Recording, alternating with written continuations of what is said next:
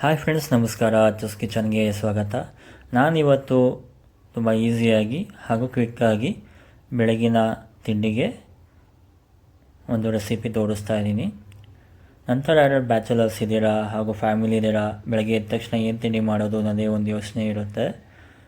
So ಅಂಥ ಟೈಮಲ್ಲಿ ಈ ಒಂದು ರೆಸಿಪಿನ ನೀವು ಟ್ರೈ ಮಾಡಿ. ಟೇಸ್ಟಿಯಾಗಿ ಹೆಲ್ದಿಯಾಗಿ ಕೂಡ ಇರುತ್ತೆ. ಮೊದಲಿಗೆ ಒಂದು ಬೌಲ್ ತೊಗೊಂಡು ಅದಕ್ಕೆ 1 ಕಪ್ಪು ರೈಸ್ ಫ್ಲೋರ್ ಹಾಕೋಬೇಕು. ಇದಾದ ನಂತರ ಸಣ್ಣಗೆ ಹೆಚ್ಚಿರೋ ಅಂಥ ಈರುಳ್ಳಿ ಸೇರಿಸ್ಕೋಬೇಕು.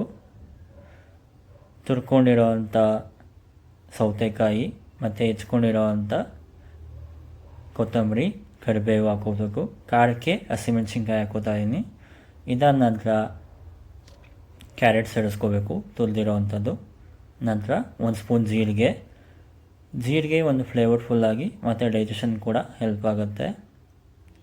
ನಂತರ ತುರ್ದಿ ಇಟ್ಕೊಂಡಿರೋ ಅಂಥ ಪನ್ನೀರ್ ಹಾಕೋಬೇಕು ಮತ್ತು ರುಚಿಗೆ ತಕ್ಕಷ್ಟು ಉಪ್ಪು ಸೇರಿಸ್ಕೋಬೇಕು. ಇವಾಗ ನೀಟಾಗಿ ಮಿಕ್ಸ್ ಮಾಡ್ಕೋಬೇಕು. ಮೊದಲೇ ಈ ಥರ ಮಿಕ್ಸ್ ಮಾಡ್ಕೊಳ್ಳೋದ್ರಿಂದ ನಮಗೆ ನೀರು ಎಷ್ಟು ಬೇಕಾಗುತ್ತೆ ಅಂತ ಗೊತ್ತಾಗುತ್ತೆ.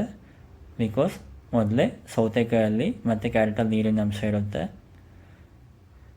ಇದಕ್ಕೆ ಸ್ವಲ್ಪ ನೀರು ಸೇರಿಸ್ಕೋಬೇಕು. ತೀರಾ ಗಟ್ಟಿಗೂ ಕಲಿಸ್ಕೋಬಾರ್ದು, ತೀರಾ ತೆಳ್ಳಗೂ ಕಲಿಸ್ಕೋಬಾರ್ದು. ಈ ಹದಕ್ಕೆ ಕಲಿಸ್ಕೋಬೇಕು.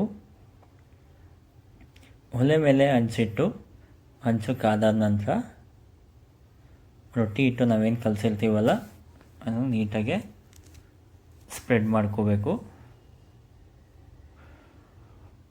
ತೀರಾ ದಪ್ಪನೂ ಅಲ್ಲ, ತೀರಾ ತೆಳ್ಳಗೂ ಅಲ್ಲ, ಆ ಥರ ಈವನ್ನಾಗೆ ಸ್ಪ್ರೆಡ್ ಮಾಡ್ಕೋಬೇಕು. ಇಲ್ಲ ನನಗೆ ಕ್ರಿಸ್ಪಿ ಬೇಕು ಅನ್ನೋರು ಕೂಡ ಸ್ವಲ್ಪ ತೆಳ್ಳಗೆ ಬಳಿಬೋದು. ಇದಕ್ಕೆ ನಾನು ತುಪ್ಪ ಹಾಕೋತಾ ಇದ್ದೀನಿ. ನೀವು ತುಪ್ಪ ಕೂಡ ಹಾಕೋಬೋದು ಅಥವಾ ಚಟ್ನಿ ಪುಡಿ ಅಥವಾ ಚಟ್ನಿ ಜೊತೆ ಕೂಡ ನೀವು ತಿನ್ಬೋದು.